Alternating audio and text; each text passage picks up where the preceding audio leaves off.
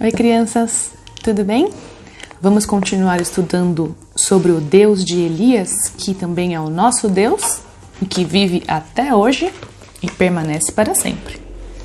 Peguem a Bíblia de vocês e vamos lembrar o que nós estudamos na aula desta manhã.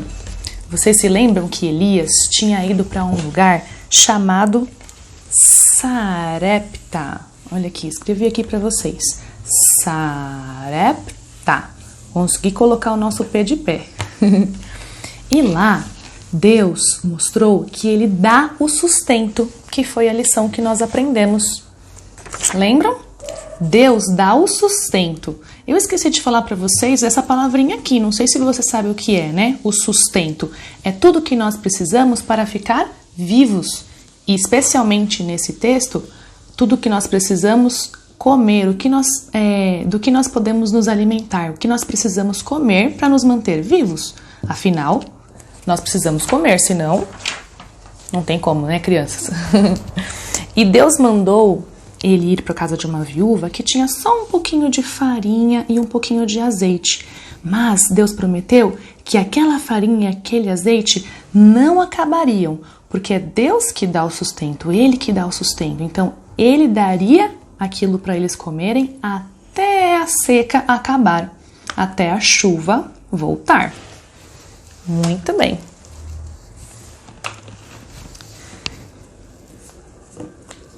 Deus mostrou assim ao povo de Sarepta que Ele é que controla a chuva e Ele que dá todas as coisas. Ele é o único Deus verdadeiro e não Deus Baal, aquele Deus falso.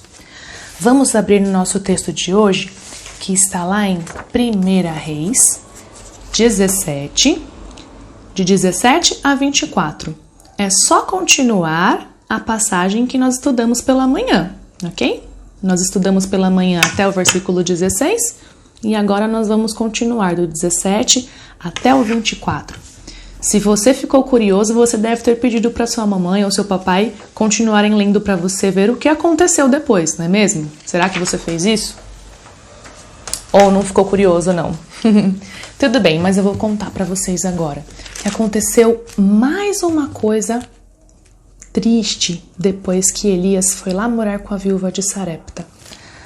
Vocês lembram-se de que quando Elias encontrou a viúva, ela estava pegando alguns gravetos para fazer a última comidinha que tinha para ela e para o seu filho, não é mesmo? Então, essa viúva, ela tinha um filho. Olhem só.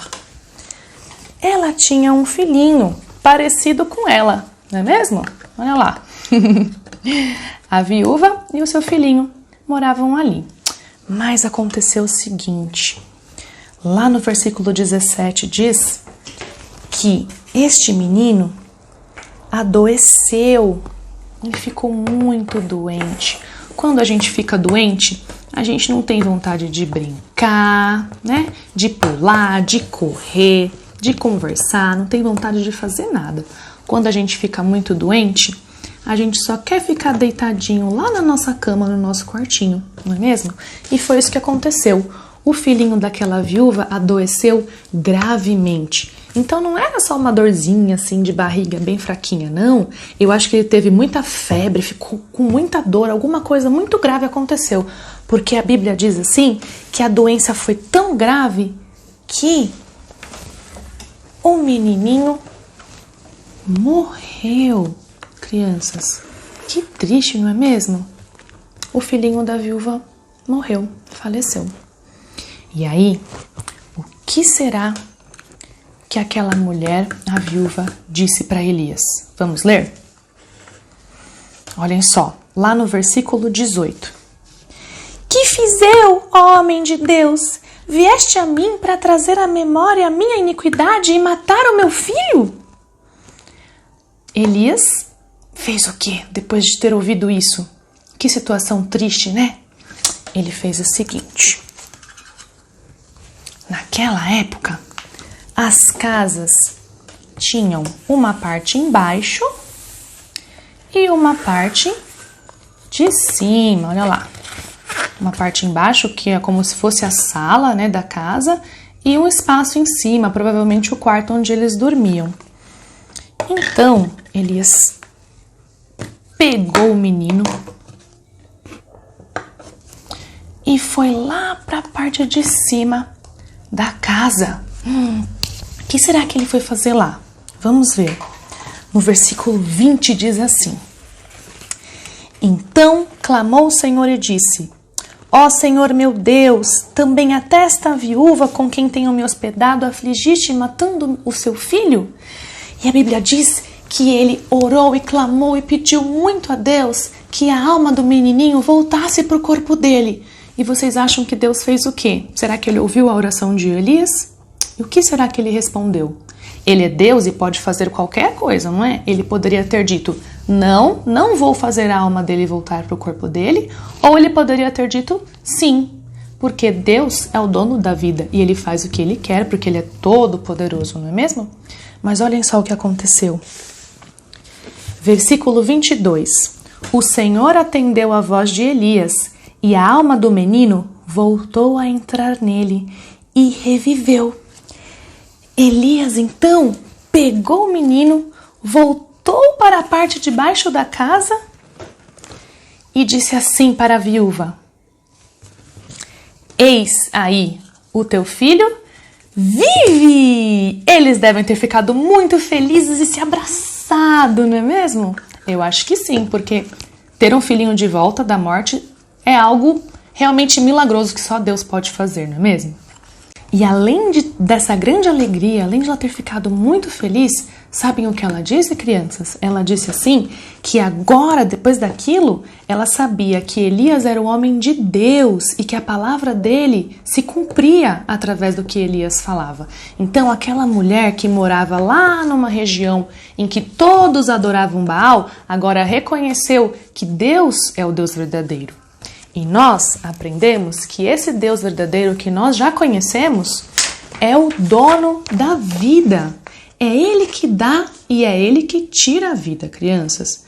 Ele pode fazer tudo o que quiser, Ele dá a vida a quem Ele quiser e Ele tira no momento em que Ele quiser também. Assim como fez com aquele menino. Ele tirou a vida dele e deu a vida dele de volta. O versículo que eu quero que vocês memorizem nesta aula é diferente do da aula anterior, tá bom? Mas é bem curtinho também. É só para vocês memorizarem e lembrarem sempre quem é o dono da vida. Olha só. O Senhor tira a vida e dá a vida. Faz descer a sepultura e de lá faz subir. 1 Samuel 2:6. E a versão que a Pro usou é da NVT. Ok? O Senhor tira a vida e dá a vida, faz descer a sepultura e de lá faz subir. Isso me lembrou de algo muito importante que eu também falei um pouquinho na aula passada. Vocês sabem que o nosso Salvador Jesus Cristo foi enviado pelo dono da vida, que é Deus, e ele foi enviado para morrer. Ele deu a vida dele no nosso lugar. Quem deveria morrer na cruz? Nós, eu, você, todas as pessoas deveriam morrer, porque o salário do pecado é a morte. Se nós somos pecadores, nós deveríamos morrer na cruz. Mas Cristo deu a vida dele para que nós pudéssemos ter vida, para que nós tivéssemos vida eterna. O que é uma vida eterna? Que não acaba nunca. Então, lembrem-se disso. E se você ainda não entregou a sua vida a Cristo, se arrependa dos seus pecados, peça perdão e tenha o seu coração perdoado, o seu coração purificado e limpinho do pecado para que você possa morar a sua vida eterna com esse Deus que controla todas as coisas, que nos protege e que nos dá a vida e deu até o seu filho, tá bom? Não esqueçam disso. E também não esqueçam de me mandar o áudio com os 2 versículos que nós aprendemos hoje na aula da manhã e nesta aula da noite. Tchau, tchau!